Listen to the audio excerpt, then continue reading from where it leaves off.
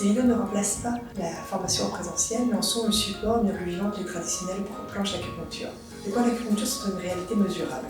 Avec un peu d'entraînement, ils deviennent facilement palpables et plus efficacement avec des détecteurs de conductivité cutanée qui sont bien en peine chez ces animaux non connus. En chinois, les points d'acupuncture sont dissociés, c'est-à-dire trous. Il suffit de trouver le trou. Une fois le trou trouvé, y insérer l'aiguille d'acupuncture devient aussi simple que de mettre la clé dans une serrure.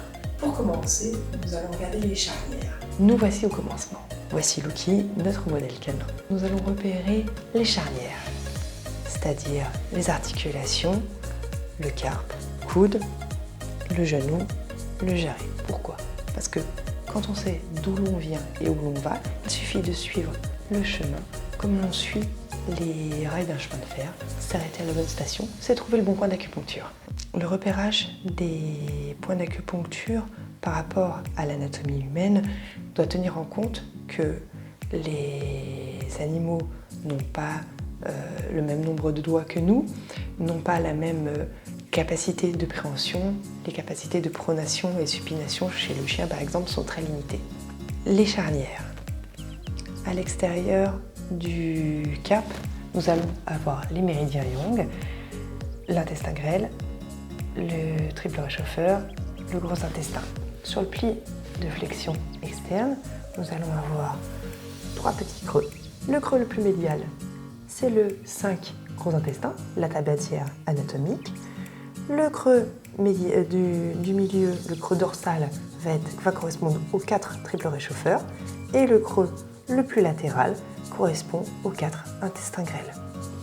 Sur le pli de flexion interne, nous allons avoir juste sous le coussinet, au milieu le méridien du maître-cœur, en médial le poumon, en latéral le cœur.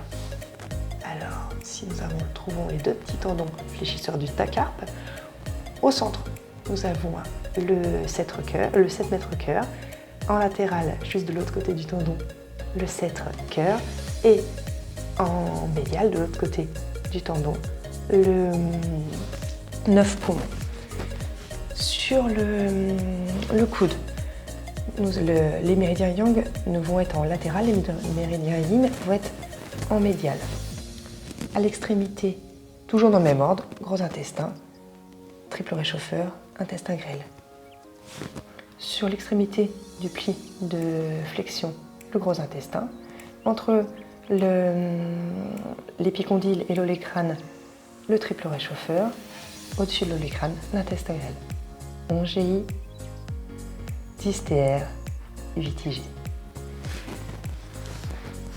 Pour le côté médial, nous allons avoir de chaque côté du tendon du biceps, poumon, maître-cœur, et entre l'olécrâne et l'épicondyle et l'olécrâne, le cœur. 5 poumons, 3 mètres-cœur, 3 cœurs. Sur les postérieurs, nous allons avoir la vessie derrière la malléole externe, le rein derrière la malléole interne, facile. Devant la malléole interne, la rate. Devant la malléole externe, la vessie biliaire. Entre les deux, il faut chercher les tendons, il faut écarter les tendons pour avoir le méridien de l'estomac et le méridien du foie. 40 bébés, 40 estos, 4 fois, 5 rates. Au niveau du genou, face pareil, les yang face externe, les yin face interne. Au niveau du plateau tibial, 36 estos. Contre la tête de la fibula, 34 VB. Dans le creux poplité, 60 vessies. Face médiale, sur le pli de flexion du gracé, du genou, on va avoir le rein, la vessie dans le creux poplité, le rein entre semi-tendineux, semi-membraneux, le foie dans le pli de flexion du genou, la rate embutée contre l'articulation, contre la tête du tibia. Pour savoir d'où l'on va et où l'on vient, il faut aussi avoir les repères des doigts. Le chien n'a que 4 doigts porteurs. Le pouce étant réduit à l'état d'ergot qui n'est pas desservi par les méridiens d'acupuncture. Chez le chat, ça peut être trompeur. Chez le chien, c'est extrêmement rare. Les 2 premiers doigts porteurs correspondent à notre pouce et à notre index. Le pouce vestigial qui n'est pas desservi par des méridiens. La fin du poumon sur le premier doigt. Le début du gros intestin sur le deuxième doigt.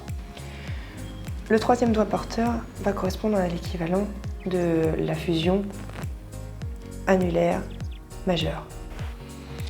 Sur le 3e doigt, on a face médiale, la fin du